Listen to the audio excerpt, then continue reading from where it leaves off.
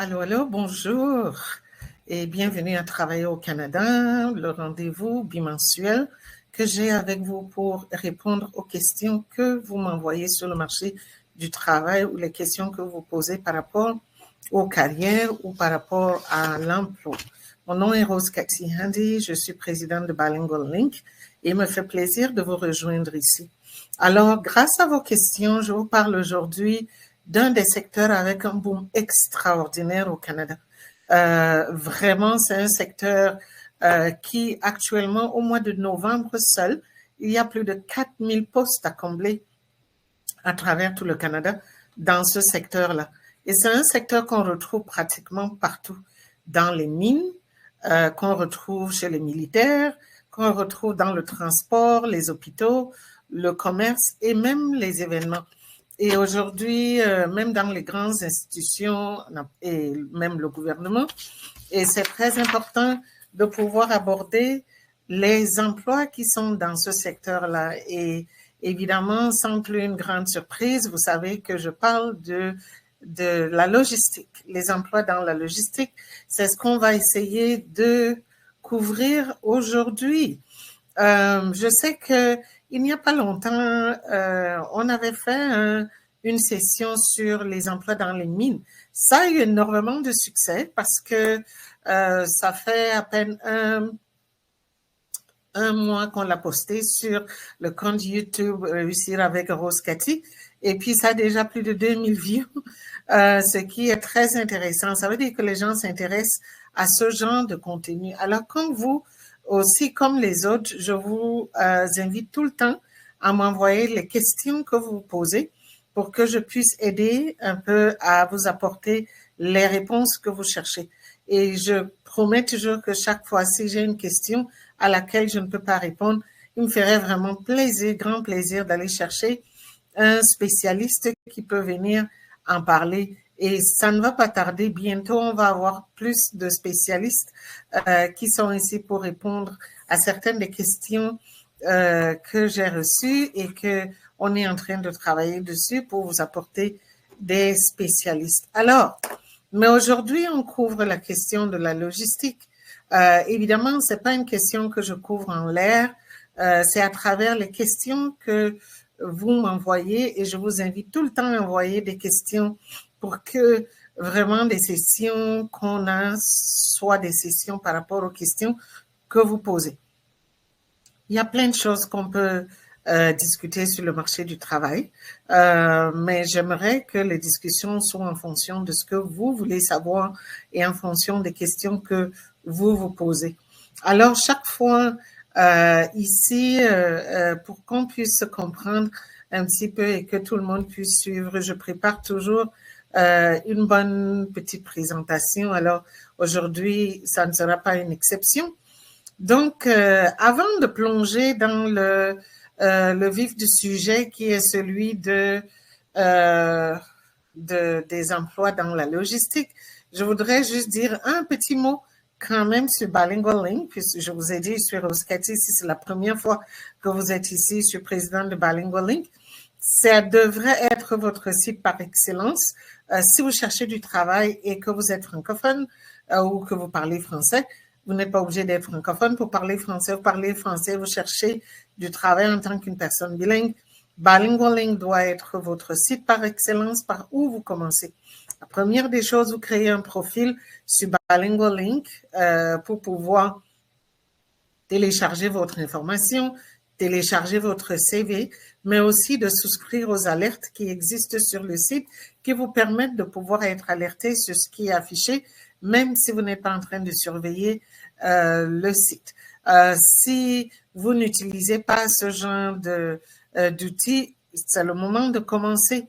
Et si vous avez raté la présentation sur comment utiliser un site de carrière de façon optimale, je vous invite à aller sur mon compte YouTube Réussir avec Rose Cathy et vous pouvez réécouter la présentation sur comment utiliser les sites de carrière de façon optimale et pour pouvoir gagner du temps et trouver du travail plus vite.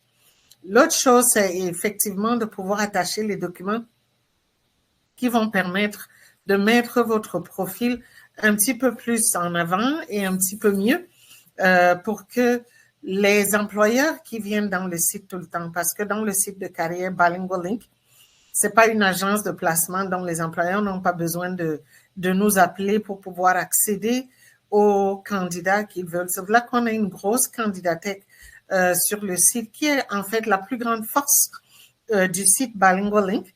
Et c'est une force qui n'est pas visible à l'extérieur parce que ce qui est souvent visible, c'est les offres d'emploi, mais on ne se rend pas compte qu'il y a la plus grosse force, c'est vraiment la candidathèque.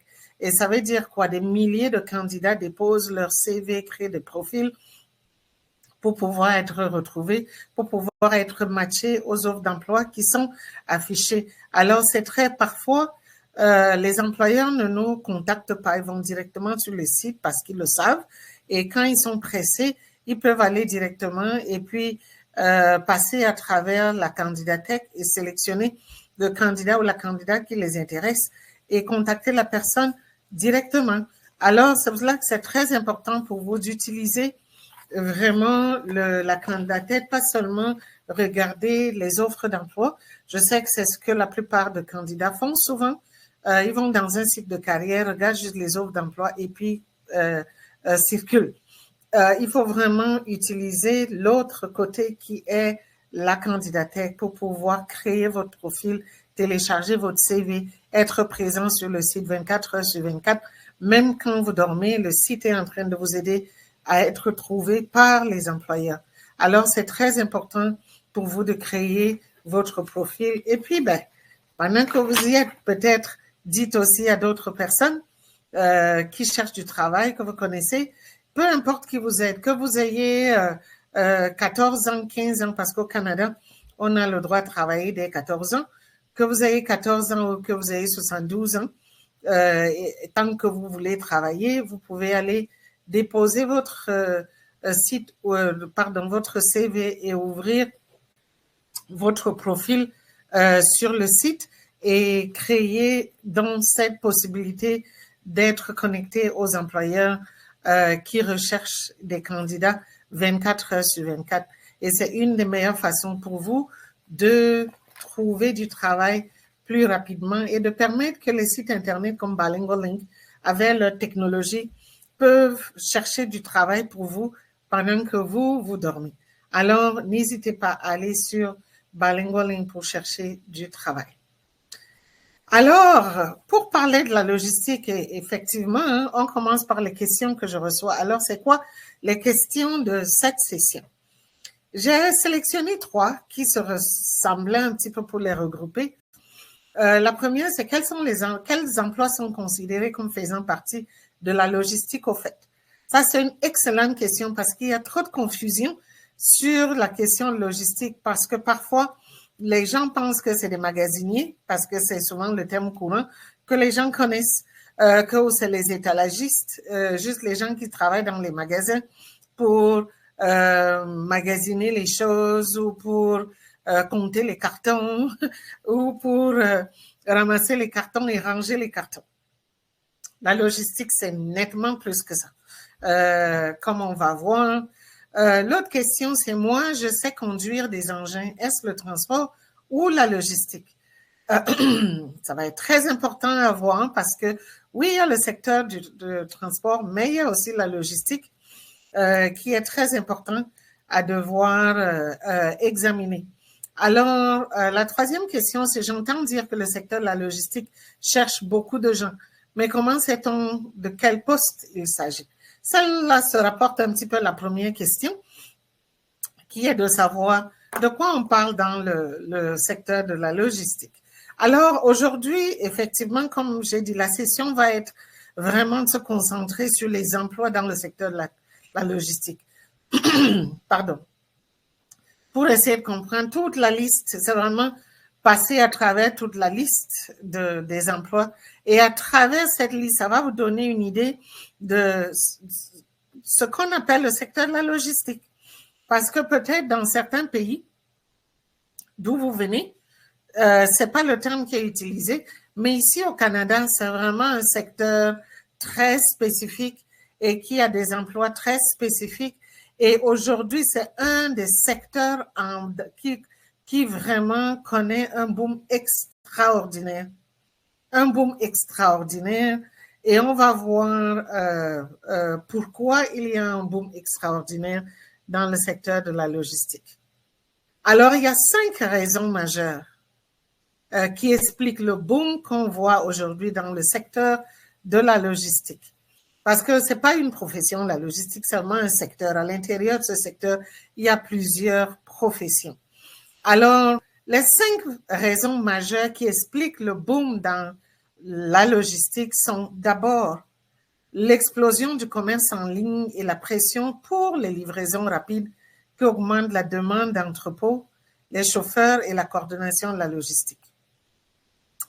Vous n'ignorez pas que depuis un temps là, commander les Uber Eats, c'est des choses que les gens connaissent. De plus en plus, c'est devenu pratiquement courant partout. Mais la plupart des magasins offrent que les gens magasinent en ligne. Vous savez qu'avec la pandémie, quand on a eu la pandémie, les gens étaient en confinement. Et à cause du confinement, subitement, le commerce électronique s'est développé, le commerce en ligne s'est développé. Les gens ont commencé à tout commander en ligne. Et à cause de ça, donc, il y a une demande, une forte demande au niveau et des livreurs, parce que les gens, quand ils commandent leurs choses, en ont besoin le même jour, ils en ont besoin dans les 48 heures ou tout au plus dans la semaine, ils doivent recevoir ce qu'ils ont commandé. Et la compétition est féroce pour les entreprises de pouvoir satisfaire ces exigences des acheteurs, des consommateurs, pour pouvoir rester compétitifs. Alors, à cause de ça, il y a eu aussi une grande augmentation au niveau de l'entreposage. Ça fait que maintenant, les magasins, au lieu que ce soit le devant, mais c'est plutôt l'arrière, on doit stocker beaucoup de marchandises parce qu'il y a beaucoup de gens qui commandent. À la différence avant où il fallait se déplacer et aller dans le magasin, aujourd'hui, des milliers de personnes, peu importe où on est, on peut être assis à Toronto et commander quelque chose dans un magasin à Vancouver, ce qui n'était pas possible avant parce qu'avant, l'habitude était de se pointer dans un magasin pour pouvoir acheter quelque chose qu'on voit, qu'on touche. Aujourd'hui, on s'assied, on va devant son ordinateur, on commande quelque chose qui existe bien, bien loin de son lieu d'habitation. Alors, ça met une forte pression au niveau de l'entreposage. Et parce qu'il faut donc développer tout le système d'entreposage, il y a toute une panoplie d'emplois qui sont rattachés à cette question d'entreposage. Il y a la question de livrer, parce que quand les gens commandent, les gens doivent, les entreprises doivent livrer. Il y en a qui doivent livrer directement dans la même ville, mais il y en a aussi qui sont dans les villes qui sont à l'extérieur. Il y en a qui sont même à l'extérieur du pays et qui doivent livrer pareil. Donc, on voit les différents niveaux de livraison qui s'ouvrent à cause de cette demande-là. Il y a donc aussi, bien sûr, avec tout ce système, il y a la coordination aussi qui vient avec tout ce système-là. Et vous voyez donc à cause de cette demande, avant un petit magasin qui devait s'attendre à desservir peut-être 50 personnes par jour, subitement on peut vendre 100 ou 200 articles par jour aujourd'hui parce que les gens qui découvrent commandent de partout. Et à cause de ça, ça a créé dans ce besoin, comme je dis, au niveau de la coordination, au niveau de l'entreposage et au niveau de la livraison. Ça, c'est la première explication du boom dans le secteur de la logistique. La deuxième explication, c'est effectivement l'expansion des relations commerciales interprovinciales. Depuis que les États-Unis ont commencé à menacer le Canada, il y a eu plusieurs ententes qui ont été faites entre les provinces au Canada pour faciliter la libre circulation des marchandises, pour faciliter le commerce entre les provinces, ce qui n'était pas toujours le cas avant, de faire en sorte que plusieurs produits puissent être disponibles entre les provinces et que les gens puissent acheter plus facilement entre les provinces. Donc, à cause de ça, là, il y a une forte demande au niveau de la distribution, évidemment aussi au niveau du transport. Et parce que le Canada est grand, le territoire est vraiment large. Et ça fait que pour couvrir d'une province à une autre, il faut couvrir plusieurs distances et puis il faut aussi qu'il y ait plus de transporteurs sur la route. Il y a plus de mécanismes de distribution qui se mettent en place pour s'assurer qu'on peut couvrir d'une côte à une autre au Canada. Donc ça aussi, c'est venu ajouter une forte demande dans le secteur de la logistique. La troisième raison majeure, c'est le besoin des infrastructures de transport étendues. Et comme j'ai dit, le transport interprovincial, parce que il faut couvrir plus, il y a une plus forte demande. Avant, les gens allaient juste aux États-Unis et puis devraient contrôler les quantités qu'ils doivent amener. Mais aujourd'hui, puisque les vendeurs, les commerçants, les créateurs savent que il y a aussi une demande au niveau du Canada. Ça fait que subitement, dans les transporteurs, il y a beaucoup de méthodes de transporter le produit, des produits aujourd'hui que les gens expérimentent et ce qui fait que ça crée aussi de l'emploi dans ce secteur-là, dans le secteur du transport, qui n'est plus juste une question de voyage et que le transport est devenu aujourd'hui un mode par excellence de distribution de produits pour les entreprises. Et avec ça, là, ça a créé aussi toute une demande dans ce secteur-là qui est la distribution, le transport, mais lié à la distribution.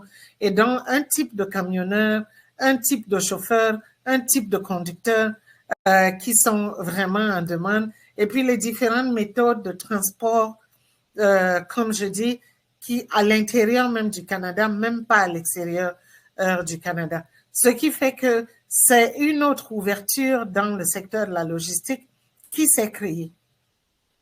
La quatrième raison majeure, pardon, c'est évidemment les investissements dans l'automatisation et l'optimisation pour gérer les données exponentielles et puis l'intelligence artificielle. Vous savez qu'aujourd'hui, avec l'arrivée de l'intelligence artificielle, il y a une augmentation des données, une augmentation de l'information et tout ça là, ça rentre aussi au niveau de la gestion des données qui tombe dans le secteur de la logistique, aussi une autre forme de la logistique qui est liée à la technologie. Et avec ça là, il y a plus, les gens sont en train de concentrer l'information, plus les gens veulent optimiser l'information, plus les gens augmentent dans l'information à gérer. Ça permet de créer aussi différents types d'emplois autour de ce besoin-là, ce qui continue à contribuer à agrandir le secteur de la logistique. La dernière raison, qui est raison majeure, c'est vraiment juste la reconfiguration des chaînes d'approvisionnement internationales cette fois-là, depuis la pandémie. Si vous vous souvenez, il y a eu la pandémie, il y a les confinements, il y a eu les blocages, et puis tout de suite après, il y a eu une forme de crise économique qui était liée à l'approvisionnement, parce qu'on disait que les produits n'arrivent pas, les magasins étaient vides. Vous vous souvenez des bagarres dans les magasins où les gens se battent pour le papier hygiénique, où les gens se bagarrent pour acheter l'eau, ainsi de suite. Et à cause de ça, ça fait que beaucoup de pays se sont repositionnés pour ne plus à 100% dépendre de Shanghai, comme c'était dans le temps. Et donc, avec ça, il y a eu des repositionnements des entreprises, les repositionnements des pays pour retravailler les chaînes d'approvisionnement, repenser l'approvisionnement et s'assurer qu'on crée des canaux qui sont un petit peu différents. Et vous savez que dès qu'il y a l'innovation, dès qu'il y a la créativité dans un secteur, ça crée aussi un nouveau type d'emploi où ça augmente la demande dans ce secteur-là. Et c'est aussi dans une moindre mesure, mais qui n'est pas négligeable, ce qui explique aussi le boom qu'il y a dans le secteur de la logistique. De nouveaux joueurs sont rentrés sur le marché dans les chaînes d'approvisionnement. Les nouvelles méthodes sont rentrées dans les chaînes d'approvisionnement et à cause de ça, et les nouvelles réglementations sont rentrées dans les chaînes d'approvisionnement. Et comme vous savez, j'explique dans chaque session Généralement, ces trois choses que je viens de citer, c'est souvent le genre de changements qui ont un impact sur le marché du travail. Les nouveaux joueurs arrivent sur le marché, ça a un impact. La réglementation change, ça a un impact. Les méthodologies changent, ça a un impact. Et à cause de ça, là, ça a créé des nouvelles façons de faire l'approvisionnement, donc des nouvelles façons de faire la logistique dans ce secteur-là. Et ces 5 raisons, donc, sont les raisons majeures qui expliquent pourquoi il y a un boom dans le secteur de la logistique. Et ce boom-là, je vous assure qu'il est là pour rester. Il est là pour rester pendant un bon bout de temps et pendant longtemps. Et je ne pense pas que l'intelligence artificielle, même si on lance plein de robots, là dehors, ça va changer. Et donc, si vous êtes à la recherche du travail, surtout les chercheurs d'emploi de longue durée, c'est le moment quand on parle de transfert de compétences. C'est le moment de regarder de très près le secteur de la logistique. C'est pour cela que je vous en parle aujourd'hui. De regarder de très près parce que c'est un secteur par excellence où vous pouvez transférer vos compétences et de vous adapter dans ce secteur-là. Comme j'ai dit tout à l'heure, c'est des emplois qu'on trouve chez les militaires, des emplois qu'on trouve dans les mines, c'est des emplois qu'on trouve dans les hôpitaux, c'est les emplois qu'on trouve dans les commerces, c'est les emplois qu'on trouve dans les événements, c'est les emplois qu'on trouve dans les gouvernements. Donc, pratiquement à tous les niveaux de la société, la logistique est présente. Et parce que la logistique est présente, ça ouvre donc une bonne possibilité pour vous, peu importe là où vous avez été formé avant, peu importe dans quel cadre vous avez travaillé, vous pouvez transférer dans ce secteur-là pour continuer à évoluer professionnellement dans le secteur de la logistique. Et évidemment, peu importe ce qu'on va voir tout à l'heure dans les différents emplois, ça n'enlève pas que les autres emplois sont aussi présents, que ce soit au niveau de l'administration, que ce soit au niveau des finances, la comptabilité, tout ça est présent dans le secteur de la logistique. Alors, ayant dit ça, alors c'est le moment pour nous de plonger vraiment pour aller analyser les différents types d'emplois qui sont dans le secteur de la logistique.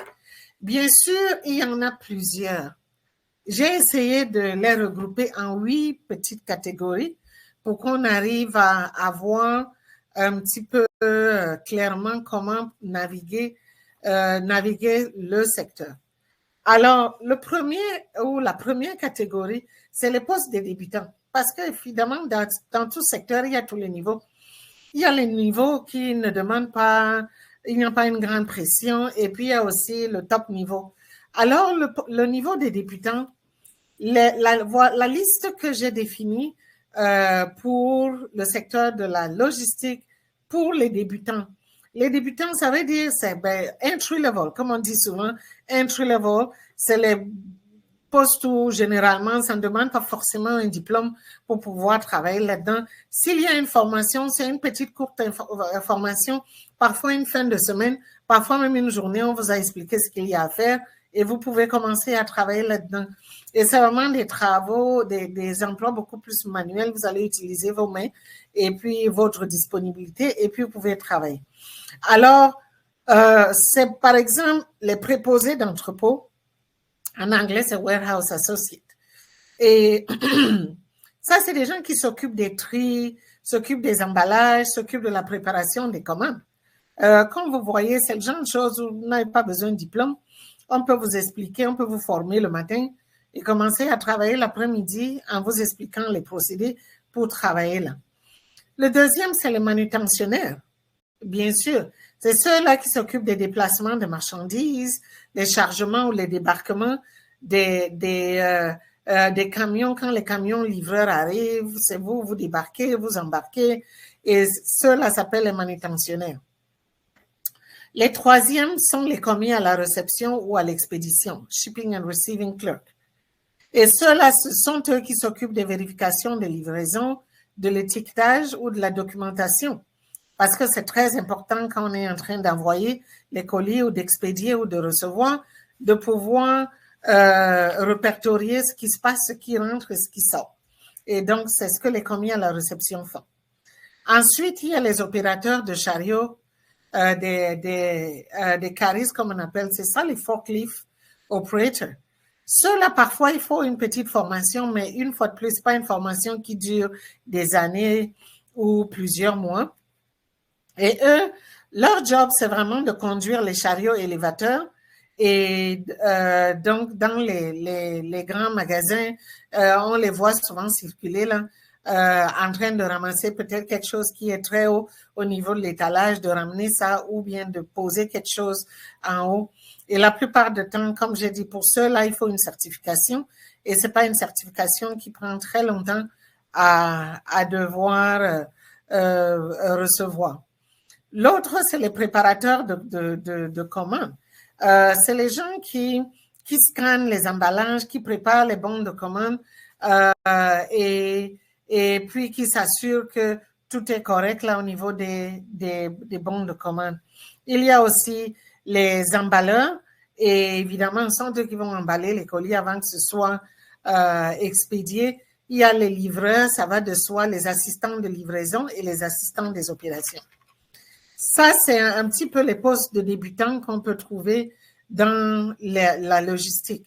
Et comme vous voyez, comme j'ai dit, c'est des postes que tout le monde, du moment qu'on est physiquement capable et du moment qu'on est disponible, on a la volonté de pouvoir travailler là, on peut travailler. Donc, il faut juste se pointer et se proposer. Et on est disponible, on peut trouver du travail là-dedans. C'est souvent c'est des bons emplois pour les nouveaux arrivants qui veulent vite commencer quelque part et continuer à apprendre pendant qu'on continue d'apprendre sur le Canada, pendant qu'on continue de comprendre les systèmes. Ça peut être une bonne façon de commencer. La deuxième catégorie, c'est les postes techniques ou spécialisés.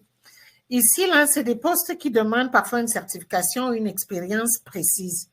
Alors, vous avez d'abord les coordonnateurs de la logistique. C'est des gens qui sont chargés de gérer les flux ou les communications entre transporteurs et entrepôts. C'est très important de pouvoir avoir cette communication entre les deux. Ensuite, il y a les spécialistes en import et export. Ceux-là, c'est des gens qui s'occupent de la documentation douanière, s'occupent de la conformité avec la réglementation, s'occupent aussi des contrôles. Je ne sais pas si vous êtes jamais allé dédouaner un colis. Vous pouvez voir ces gens qui sont là, qui vous font payer les droits de douane et puis pour savoir si ça a été payé et puis ainsi de suite.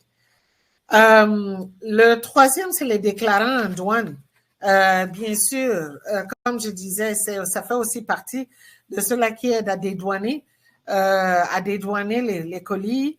Et parfois, la certification est requise pour devenir un agent licencié. Donc, il y a plusieurs niveaux dans cette catégorie-là. C'est très important de pouvoir avoir cette information. Il y a évidemment les planificateurs d'inventaire qu'on appelle inventory planner.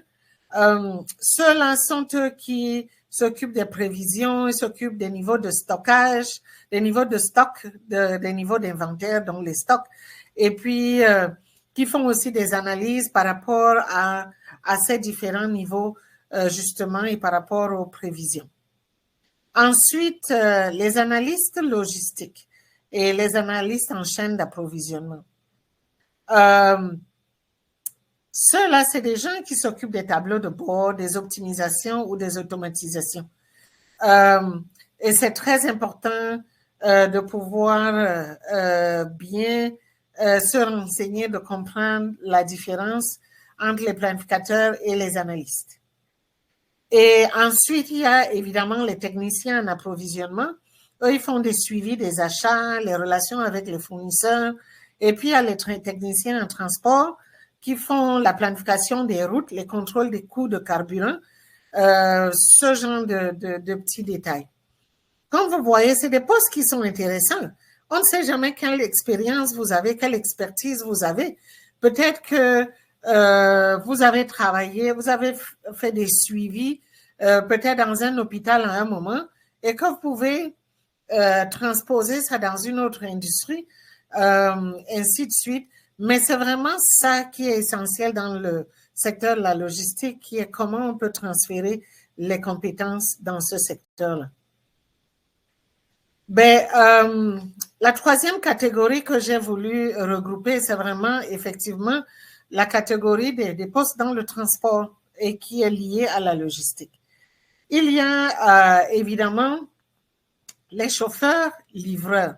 On les voit, si vous utilisez Uber Eats, comme j'ai dit, vous les avez vus. Si vous avez jamais reçu un courrier qui vous a été remis, même les gens par la poste, les Purolator, UPS, Amazon, FedEx, c'est un peu ces chauffeurs livreurs. Comme j'ai dit, ils sont un peu différents des autres chauffeurs parce que eux, ils sont rattachés à la distribution. Et donc, ça prend des permis de conduire et certains, si vous devez conduire des vannes, ainsi de suite, prend certains permis spécifiques.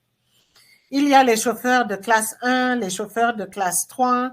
Donc, ceux-là, comme vous savez, c'est soit ça dépend de la distance où vous devez aller, ou ça dépend de ce que vous devez transporter. Ceux qui transportent, par exemple, le béton et ceux qui transportent des matériaux de construction, des matériaux un petit peu sensibles, et donc les différentes classifications de chauffeurs. Il y a aussi les postes de repartiteurs qu'on appelle communément les dispatchers. Si vous avez jamais pris un taxi, vous les entendez, sont eux qui donnent toujours les directives, qui disent à la personne va là, va là, va là. Et leur job, c'est d'assigner des routes, communiquer avec les chauffeurs et puis être vraiment cette liaison-là entre les chauffeurs et la compagnie. Il y a donc aussi les coordonnateurs de transport. Dans les coordonnateurs de transport, bien sûr, ils font la planification des itinéraires et la gestion des flottes qu'il y a. Une fois de plus, c'est des postes qui sont plus du côté de la logistique que du côté du voyage ou du côté de vraiment être au volant là et être sur la route. Donc, il y a une connexion avec la distribution. Il y a les inspecteurs de véhicules commerciaux. Et eux, leur job, c'est de contrôler la conformité, la conformité routière. Alors ça, c'est un petit peu ce qu'on peut entendre dans les postes dans le transport lié à la logistique. L'autre catégorie, évidemment, commence à monter un petit peu, c'est les postes en gestion d'entrepôt et les gestions de flotte que j'ai mentionné tout à l'heure. Le premier, c'est superviseur d'entrepôt. Eux, leur job, c'est de contrôler la production et aussi de gérer le personnel qui travaille dans l'entrepôt. Et c'est très important de le savoir. Mais c'est aussi, quand on entre comme débutant, c'est aussi une façon, la plupart du temps, c'est la meilleure façon aussi de pouvoir évoluer, de devenir superviseur. Premièrement, vous rentrez comme débutant et que vous travaillez, par exemple, comme associé d'entrepôt ou préposé à l'entrepôt, même comme manutentionnaire ou commis à la réception. Et puis, de l'intérieur, vous pouvez devenir superviseur d'entrepôt ou vous pouvez devenir chef d'équipe où là, vous encadrez les opérations, vous encadrez le personnel. Vous pouvez aussi devenir gestionnaire d'inventaire, hein, et là, vous faites la gestion globale des stocks qu'il y a dans l'entrepôt, qu'il y a dans l'entreprise. Et aussi, vous pouvez être gestionnaire d'entrepôt aussi. Et là, vous êtes responsable de la performance, de la sécurité et puis des budgets aussi. Soit vous pouvez aussi être gestionnaire de flotte. Et là, vous gérez les camions, vous gérez les entretiens, vous gérez les chauffeurs. Donc, comme vous voyez, c'est trois types de gestionnaires, mais qui s'occupent de trois choses complètement différentes. Et ça vous donne aussi une idée des différences qu'il y a dans les compétences que vous amenez et les compétences avec lesquelles vous allez commencer comme débutant et qui peuvent vous permettre d'évoluer à ce niveau-là. Si vous vous spécialisez au niveau de la gestion globale des stocks, donc là, vous pouvez vous orienter à être gestionnaire d'inventaire. Si vous vous spécialisez plus dans la gestion au niveau de la performance, la sécurité des budgets, là, vous pouvez être gestionnaire de l'entrepôt même. Là, c'est le côté plus administratif, si vous comprenez très bien. Si vous avez plus travaillé dans l'entretien et que la relation avec les camions, les vannes qui livrent, les chauffeurs, donc vous pouvez vous spécialiser et puis évoluer à devenir gestionnaire de flotte. Et c'est comme ça que vous pouvez utiliser vos compétences ou c'est comme ça que vous pouvez transférer vos compétences à l'intérieur de ce secteur de la logistique. Et c'est très important de voir vraiment, moi je trouve ça extraordinaire parce qu'il y a tellement de possibilités et c'est vraiment bien que c'est un domaine, secteur, la logistique qui a commencé, qui est en train de grandir parce que ça offre plusieurs possibilités et c'est un des secteurs qui peut vous permettre en fait de passer d'une industrie à une autre industrie sans trop de pression parce que c'est des choses que vous maîtrisez et que il y a peut-être moins de réglementation, il n'y a pas de certification de la même façon que si vous êtes secrétaire légal de devenir secrétaire médical parce qu'il y a toute une terminologie à les connaître. C'est pas la même chose que vous allez découvrir au niveau de la logistique. Alors, c'est un secteur où peu importe d'où vous venez, vous pouvez vous transférer là peut-être plus facilement que si c'était d'autres secteurs. La prochaine catégorie, c'est les postes en achat et approvisionnement. Une fois de plus, tous les postes que je suis en train de mentionner ne sont pas exclusifs. Il y a plusieurs autres, mais je mentionne juste souvent pour vous donner une idée de ce qu'il y a et ça vous permet d'avoir une orientation, de savoir par où vous pouvez commencer pour que vous puissiez voir jusqu'où vous pouvez aller dans ce secteur-là. Alors, poste en achat et approvisionnement. Commençons d'abord, oui, par les acheteurs. Il y a les acheteurs juniors, il y a les acheteurs seniors. Ceux-là, ils s'occupent de la sélection des fournisseurs, les négociations, donc l'identification des produits, ainsi de suite. Il y a les analystes en chaîne d'approvisionnement qui se concentrent à l'optimisation des flux et puis l'automatisation, au niveau des chaînes d'approvisionnement parce qu'eux, ils doivent analyser, comprendre qu'est-ce qui se passe. Je vous ai dit tout à l'heure que ça, c'est un secteur qui est en train de bouger beaucoup parce que tout ce qui se passe même avec les tarifs qu'on entend dans les nouvelles, donc le repositionnement des pays, le repositionnement des sociétés, et ainsi de suite, ça fait on a besoin de beaucoup d'analyses pour comprendre ces mouvements-là, les mouvements de société, les mouvements commerciaux et les mouvements des entreprises et qu'est-ce qui est en train de se passer pour pouvoir anticiper le positionnement des entreprises, le positionnement des acheteurs, le positionnement aussi des créateurs. Alors, c'est très important d'avoir des analystes des chaînes d'approvisionnement. L'autre, c'est les planificateurs de la demande. Évidemment, eux aussi, ils s'occupent des prévisions basées sur les ventes. Donc, eux, c'est pas au niveau des flux, mais c'est beaucoup plus de regarder qu'est-ce qui se passe avec les ventes. Moi, je trouve vraiment très extraordinaire tout ce qui se passe dans ce secteur-ci. Alors, l'autre, c'est vraiment les gestionnaires de chaînes d'approvisionnement.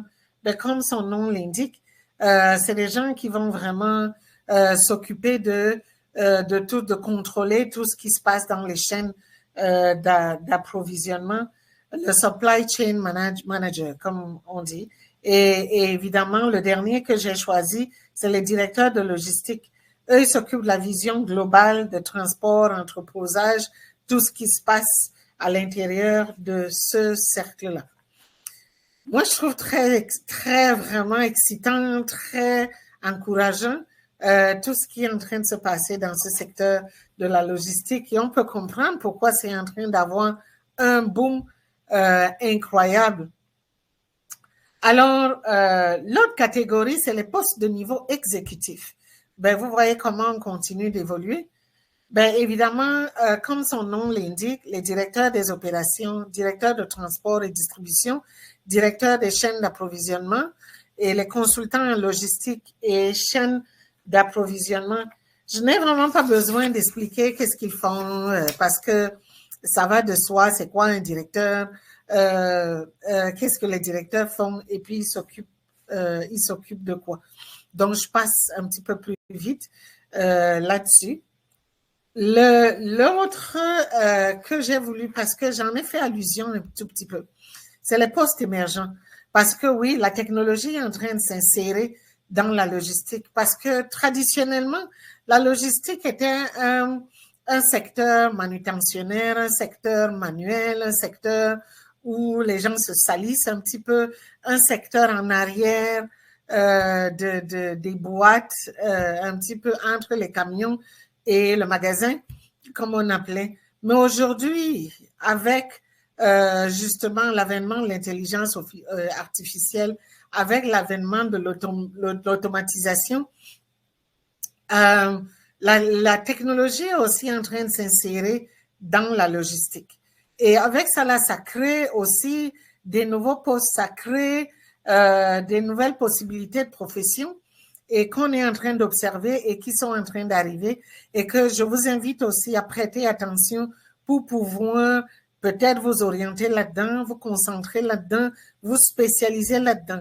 Parce que quand on parle de travailler, c'est pas juste une question des gens qui cherchent du travail maintenant, mais c'est aussi ceux qui sont en train de choisir des formations collégiales, des formations universitaires et de pouvoir voir, en planifiant leur carrière, de voir comment peut-être peuvent aller plus loin en termes dans la logistique. Pour ceux qui aimaient traditionnellement ce que la logistique était, la manutention, l'entreposage, ainsi de suite, et qui ont peut-être une passion pour la technologie, ça peut vous permettre de combiner les deux, de voir, peut-être que c'est comme ça que je peux me lancer, combiner les deux et aller dans ce secteur-là.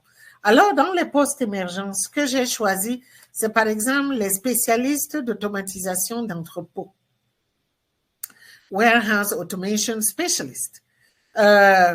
Les robots sont présents, les machines sont là, les scanners sont là, et c'est des gens vraiment spécialisés dans ces instruments-là, dans ces outils, dans ces équipements qui vont pouvoir s'en servir et qui comprennent la technologie qui vient avec et qui est derrière ça.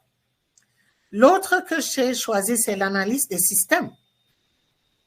Évidemment, la technologie est en train d'arriver pour pouvoir, comme j'ai dit, gérer des grosses données et puis pouvoir aussi piloter à distance ce qui se passe dans l'entrepôt parce que maintenant, on peut être dans l'entrepôt, mais on met des vis et puis à partir d'un ordinateur plus loin, on peut pratiquement gérer, savoir qu'est-ce qui est en train de se passer à l'intérieur du warehouse.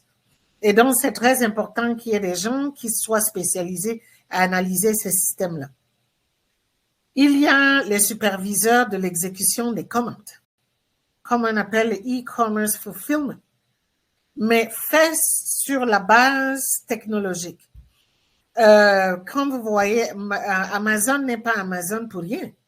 Il faut qu'il y ait toute une technologie pour arriver à gérer un nombre aussi énorme de commandes et de s'assurer que quelqu'un peut commander des produits aujourd'hui et demain c'est livré chez la personne exactement ce que la personne a commandé sans qu'il y ait un pépin, sans qu'il y ait une erreur, sans qu'il y ait un problème. C'est parce qu'on a réussi à informatiser, à digitaliser, informatiser tous ces systèmes-là. Et évidemment, dès qu'il y a aussi un processus, c'est très important qu'il y ait un superviseur qui va s'assurer que l'exécution est optimale. Et c'est vraiment les systèmes de gestion, les systèmes d'approvisionnement qu'on voit et qu'on arrive aussi à optimiser, si je peux dire, avec la technologie.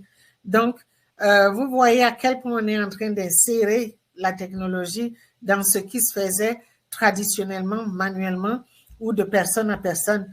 Dans les vieux films, on se souvient de comment quelqu'un devait avoir un registre qui devait venir consigner d'abord les choses et devait surveiller avec un stylo et puis une règle pour pouvoir barrer, ainsi de suite, venir compter. Aujourd'hui, à partir d'un simple ordinateur ou un simple appareil, on peut automatiser ces choses-là et arriver à offrir le service pareil et en un temps record. Là où ça prenait 3 mois pour que ton colis arrive, aujourd'hui, en 48 heures, le colis arrive chez toi. Alors, ça prend un superviseur pour s'occuper de l'exécution de toutes ces commandes. L'autre, c'est spécialiste de la planification et des prévisions avancées. Et effectivement, c'est des gens qui doivent toujours anticiper, qui doivent travailler sur l'anticipation et de s'assurer qu'avec l'anticipation, on peut réduire les risques, on peut réduire les problèmes et continuer à renforcer l'efficacité et renforcer l'efficience. Alors, c'est ça un petit peu quelques postes que j'ai sélectionnés, mais comme j'ai dit, ça, c'est pas exclusif. Il y en a plusieurs autres. Il y a évidemment les postes dans les ports et les aéroports où beaucoup de choses se passent.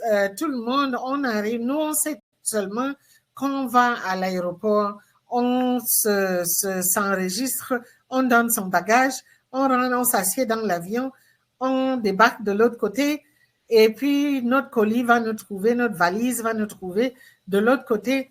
Ben évidemment, tout ce système-là, c'est toute cette logistique qu'il y a derrière entre le moment où on enregistre son bagage ici et le moment où on le récupère de l'autre côté. Donc, il faut qu'il y ait des agents de fret aérien, il faut qu'il y ait des débardeurs et les débarcadeurs, il faut qu'il y ait des agents de logistique, que ce soit à l'aéroport ou dans les ports, pour que, effectivement, nos colis, nos bagages nous retrouvent là où nous voulons qu'ils arrivent. Alors, c'est un petit peu ça, là, les différents postes que je voulais partager avec vous aujourd'hui. Mais comme j'ai dit, la liste est longue et elle n'est pas exclusive. Ben, comme j'aime souvent vous donner des petits bonus chaque fois que je suis ici, j'ai préparé un petit bonus pour vous aujourd'hui qui est, c'est quoi les conseils utiles pour augmenter les chances pour vous dans le secteur de la logistique. Alors, la première chose, c'est que si tu veux vraiment aller dans le secteur de la logistique, c'est un bon secteur où il ne faut pas avoir peur de commencer par le bas, de rentrer. Tu n'as pas à attendre d'avoir des diplômes, tu n'as pas à attendre d'être spécialiste. Il faut rentrer rapidement dans le secteur en visant les rôles de premier niveau. Les rôles comme opérateur de chariot, travailleur d'entrepôt, chauffeur local. C'est une façon de rentrer vite. Quand vous entendez Amazon, quand ils ouvraient ici, ils ont embauché 3000 personnes, vite. C'est que les gens qui venaient même d'arriver au Canada, à peine même 3 mois, étaient embauchés. Pourquoi?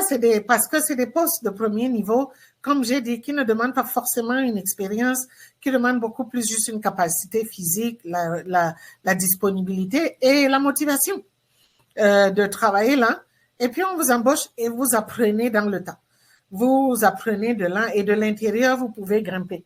Alors, ça peut être une très, très bonne façon, un très bon endroit où commencer.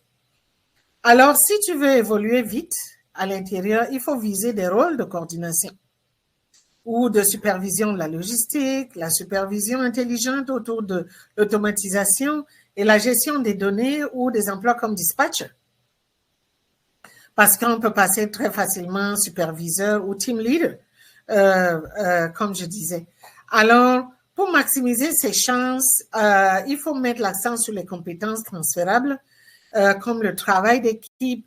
Donc, quand vous êtes en train de préparer votre CV, mentionnez ce genre de choses, que vous êtes bon en travail d'équipe, que vous êtes bilingue. Le bilinguisme va toujours vous aider, que vous êtes adaptable, vous êtes motivé. C'est un peu le genre de compétences transférables qu'on aime voir et qu'on veut dans le secteur de la logistique. Alors, il faut aussi regarder un peu les grandes régions, parce que dans les grandes régions au Canada, comme le Grand Toronto, le Grand Montréal, le Grand Vancouver, c'est un peu des pôles qui ont beaucoup de logistique à cause du transport maritime et le transport aérien qui sont concentrés autour de ces villes. Donc, vous verrez aussi au niveau de Halifax, autour de Halifax. Donc, vous verrez qu'il y a une forte concentration de ces postes autour de ces régions-là. Et c'est quelque chose que vous pourrez aussi regarder pour augmenter vos chances. Ben, il faudrait aussi se préparer à des horaires de shift parce que c'est la plupart du temps, c'est des opérations qui sont 24 heures sur 24 et à cause de ça, là, on a besoin des gens 24 heures sur 24. Donc, si vous, ça ne vous dérange pas de travailler à 1 heure du matin, vous avez beaucoup, beaucoup de chance dans le secteur de la logistique. Il faut aussi investir le temps à obtenir les certifications partout où c'est nécessaire.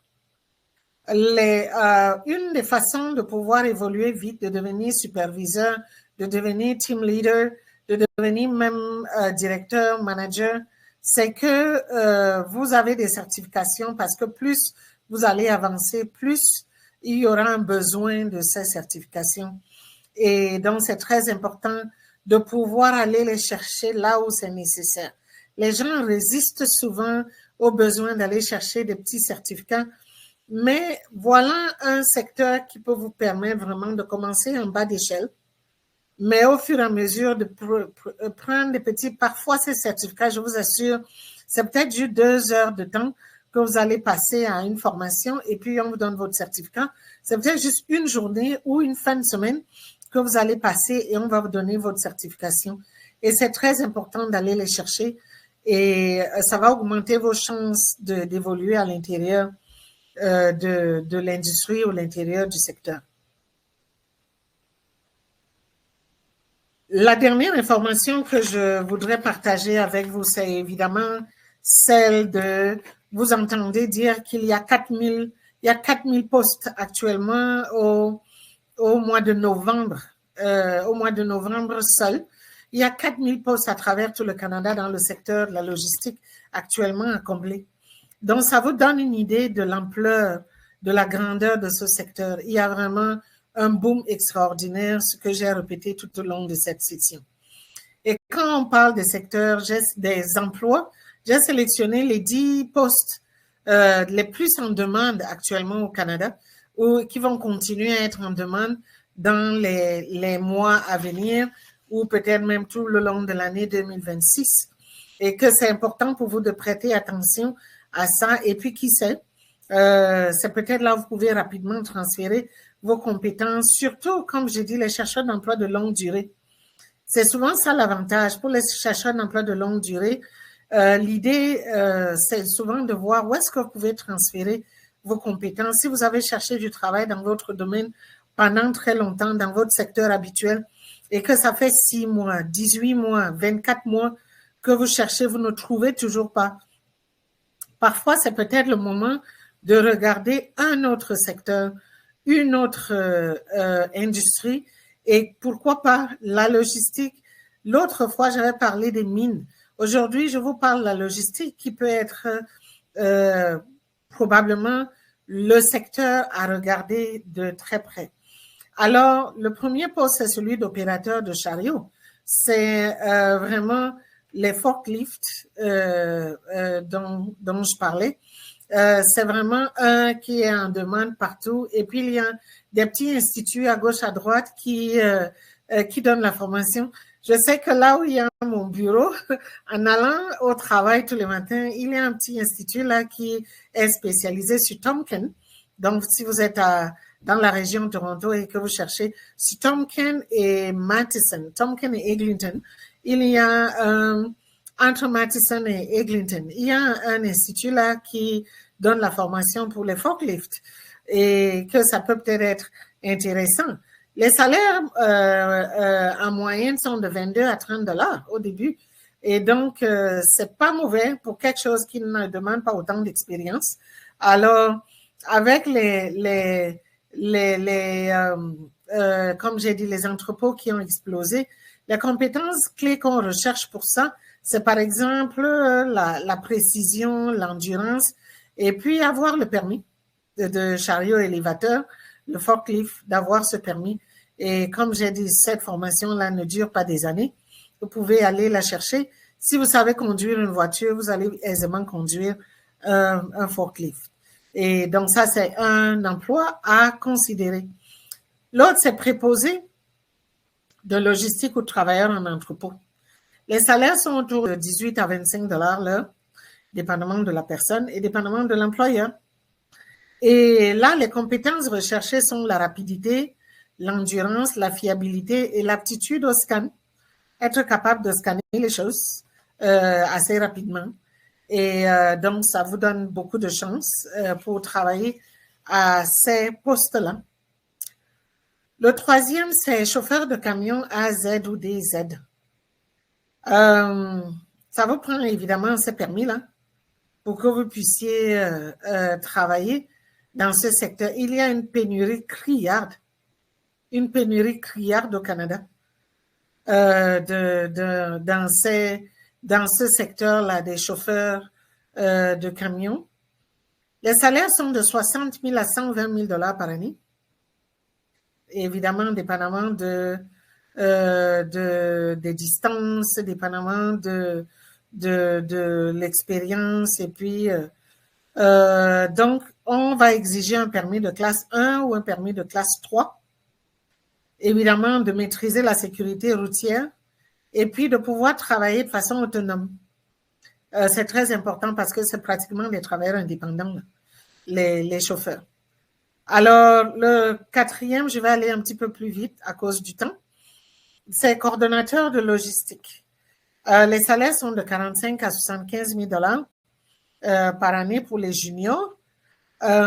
Et les compétences qu'on recherche, c'est l'organisation, la communication, être capable d'utiliser Excel minimum, et puis résolution de problèmes. Dans les logistiques, les logiciels de logistique, de gestion de données, mais si au moins vous maîtrisez Excel, ça peut déjà être un bon début.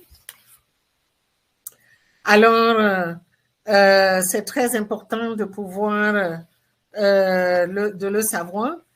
L'autre, c'est effectivement, c'est repartiteur, dispatcher pour les transporteurs. Les juniors commencent de 40 000 à 60 000 par année.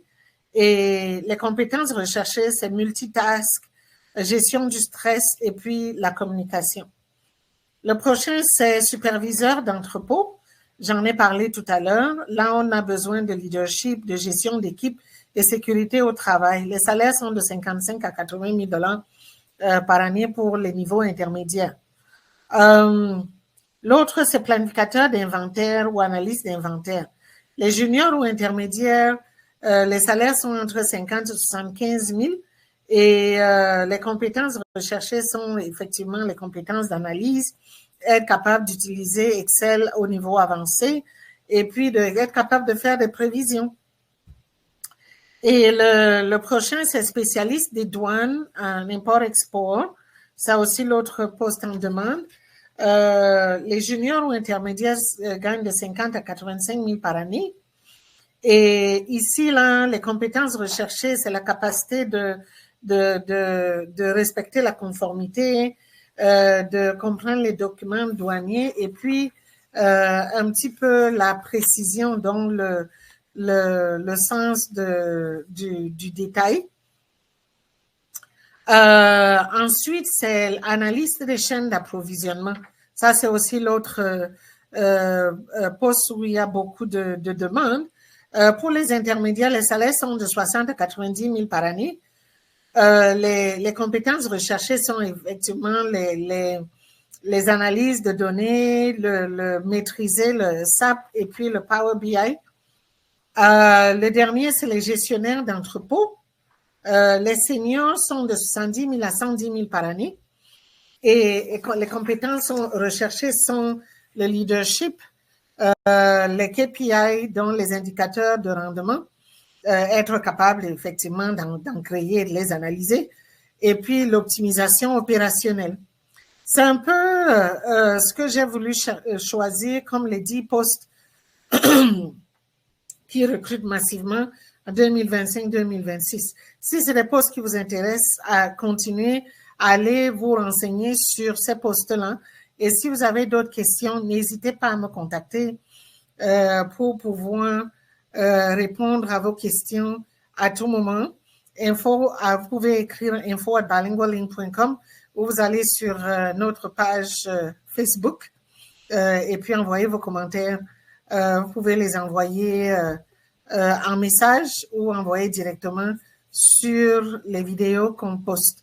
J'espère que vous allez continuer à nous suivre. Si vous avez raté nos présentations passées, vous pouvez aller sur ma nouvelle chaîne YouTube, Réussir avec Rose Cathy, et vous pouvez rattraper les présentations passées et comme ça, vous pouvez suivre ce que j'avais expliqué, les thèmes qu'on a abordés qui peuvent vous aider dans votre recherche ou pour votre préparation pour le marché du travail au Canada.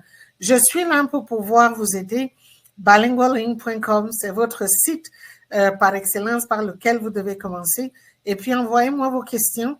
Je suis vraiment votre partenaire dans votre recherche de travail et dans votre réussite professionnelle au Canada.